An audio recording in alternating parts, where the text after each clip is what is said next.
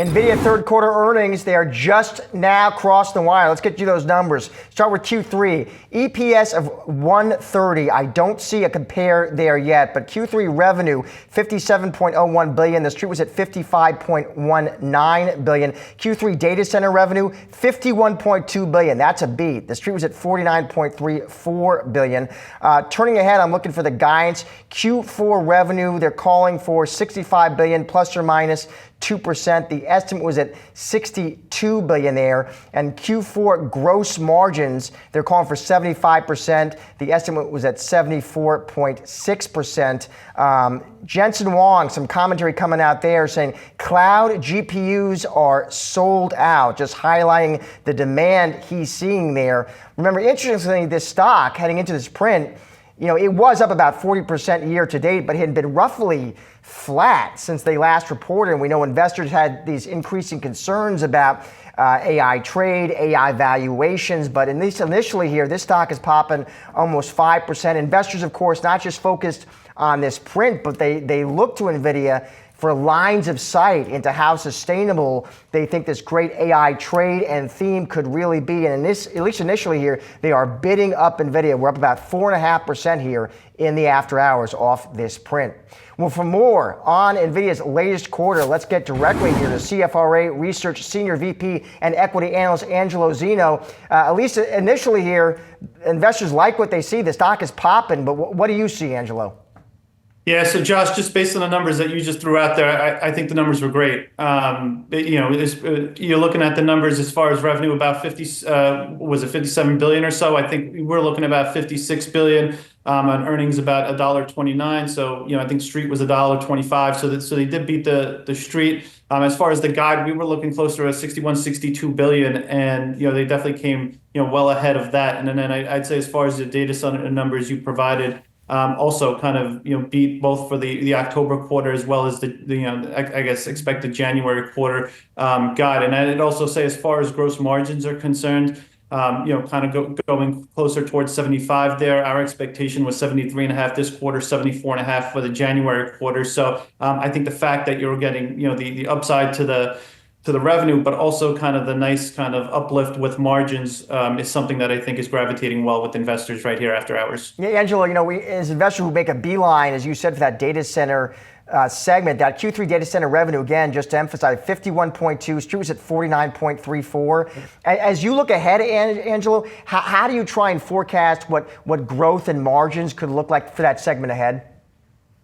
Yeah, I mean, listen, I think when you kind of look for the company here, I mean, about 90% of the revenue right now roughly is coming from data centers. So the company is essentially completely being driven by data centers. The fact that we remain supply constrained here, which we think will persist through 2026, and just based on the bookings that we saw here from the hyperscalers, specifically maybe the ones I'm alluding to are Microsoft and Alphabet after Q3 earnings season, essentially in our view means that it's going to be fairly supply constrained through next year and probably well through 2027, if not all of 27. So that's going to bode well for the data center revenue potential as well as the margin trajectory. We think margins will be able to be sustained at that mid-70s level here for the foreseeable future. More broadly, Angelo, I'm just looking at the revenue forecast for the current period.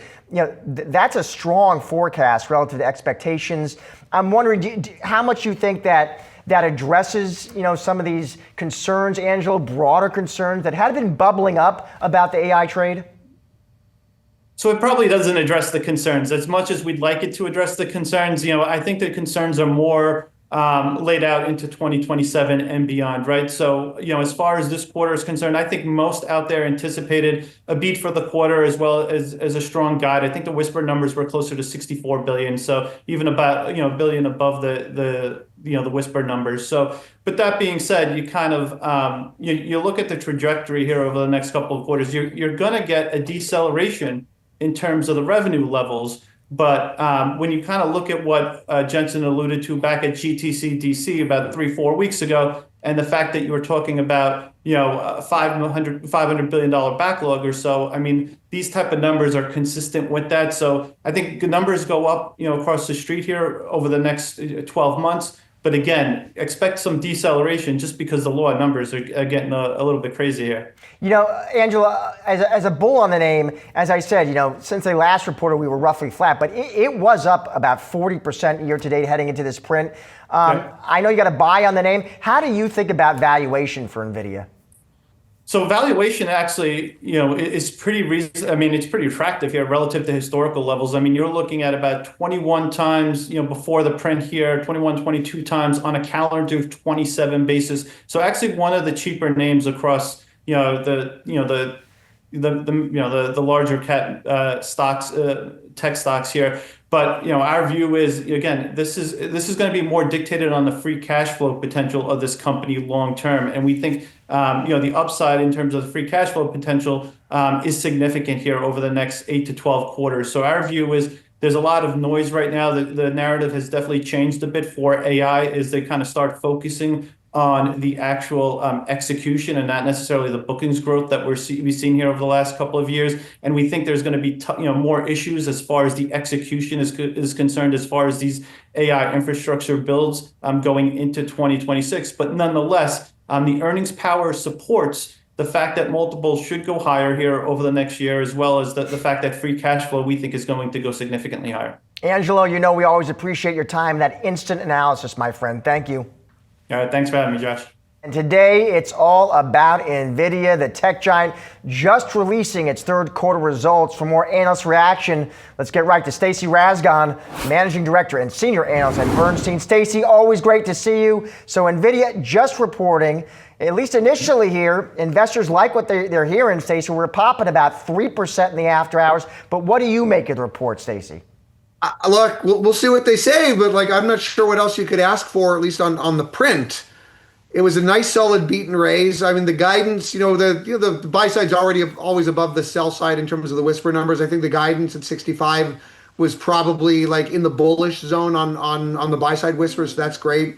Gross margin looks like they're going back to 75, which has been a controversy through the year. And I mean, you can just sort of look at Jensen's commentary in the release. Blackwell sales are off the charts. Cloud GPUs are sold out. Compute demand's accelerating and compounding, growing exponentially, entering the virtuous cycle of AI. This doesn't sound like a guy that's getting any more bearish on AI. So looks pretty good. There were these broader concerns, Stacy, as you well know, my friend, about the AI trade, AI valuations. They have been bubbling up, and I'm just wondering, when you see this print, and especially this this strong forecast, does that address those concerns in your opinion?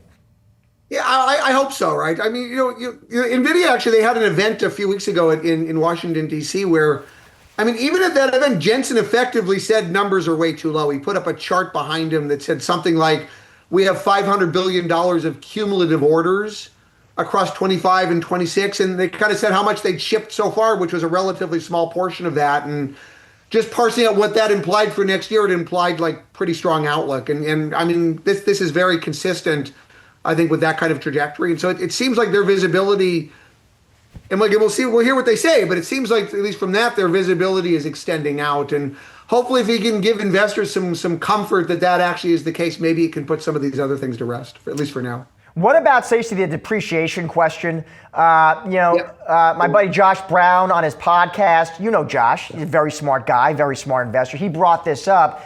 And really what he's asking is how long these chips last. How often do the big tech giants, Nvidia's customers, how often do they have to upgrade? Is it 2 years? Yeah. Is it 4 years? Is it 6 years?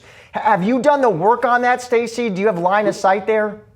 Yeah, we actually did some work on it this week, in fact. And you say, how long do they use? They use them as long as it's economic to use them. And right now, it is extremely economic to use the older generation stuff. We looked at what's the cash cost of operating these things versus what they're renting them for. And even the older gen stuff, the hoppers and everything, they're already quite a few years old, extremely economic. The contribution margins on those are very, very high. I think it's still a question of demand. Right now, demand is so strong. You're using every bit of compute that you possibly can. And in my mind, by the way, I think most of the AI bear cases, and let's be honest, there were real bear cases we could argue, but I think most of them collapse down to some form of the same thing, which is demand is not sustainable. And if demand is not strong enough to make it economic to still use these older parts, then yeah, that'll be a problem. We're worried about depreciation. But if demand weakens that far, like we're all screwed anyways, right? So I don't really worry about that right now. And you have to, the GPUs themselves, they don't turn into dust after 3 years. I mean, they work as long as you can, profitably deploy them, at revenue levels that are well above your cash costs. And right now, that's clearly what we're seeing, I think. How, if at all, has the competitive landscape, Stacy, changed for Nvidia over the past 12 months, either in AMD or its own big tech customers? Yeah, you bet. So I mean, you have AMD, and you've got with ASICs, custom chips, Broadcom and Marvell, and those kind of guys. And I mean, they're all making inroads. Like it's a big market, it's a huge market. But at the same time, like I think Nvidia is still the best solution for a lot of this stuff. AMD, I mean, AMD's still more. I mean, we're hoping, like we're waiting. Their big ramp happens, in a year with OpenAI. Like between now and then, their newer products are not getting tons of traction. Everybody's waiting for the MI450s, the rack scale stuff at the end of next year. I think on the ASIC front, it's primarily Google, and by the way, Google has very, very good parts. Broadcom makes those. They're called TPUs. You have to remember that Google's been doing this for well over 10 years. And so I think one reason they've been very good. Most of the other ASICs out there have not been all that competitive, frankly. I still personally think the question of who's winning or losing those sort of misses the point. I think the question right now is still, is the opportunity in front of us still big or is it not? Because again, if it is still big, there's room for plenty of folks. Everybody's fine. If it's not big, then there's a different set of considerations. But again, that same sort of point, is demand sustainable or is it not? I think that is still the overarching question across everything that we're seeing right now. Final question, Stacy. What do we think the China business look like for Nvidia long term? Or can we not say it, Stacy, because I have to wait and see how this works out with Trump and Xi? Yeah. Well, I mean, right now it's easy. It's zero, right? So, okay. So whatever they can work out, if they can work out something, it would be upside. So that's how I'm choosing to look at it right now. I think it was smart of them to take it out of the numbers, and clearly the growth outside of China is enough. Like we don't need it for now. I do think long term, if they can't manage to sell into China, it is a shame. I agree with Jensen that strategically it is important for them to be able to compete in China, not just for the lost revenues, but the idea that the customers in China want to use Nvidia for the ecosystem, and if you're not there, you encourage them to coalesce around local alternatives like a Huawei or something like that, and build up more scale behind those local ecosystems, local alternatives, and they potentially become more effective competitors over time. So, and Jensen hasn't hidden this, by the way. He's been very open about the consequences if they're not allowed to be in China. Right now, they're not in China. It's zero. There's no numbers risk, at least in the near term. Stacy, we are always lucky to have you on the show. Thank you, my friend. It's my pleasure. Anytime.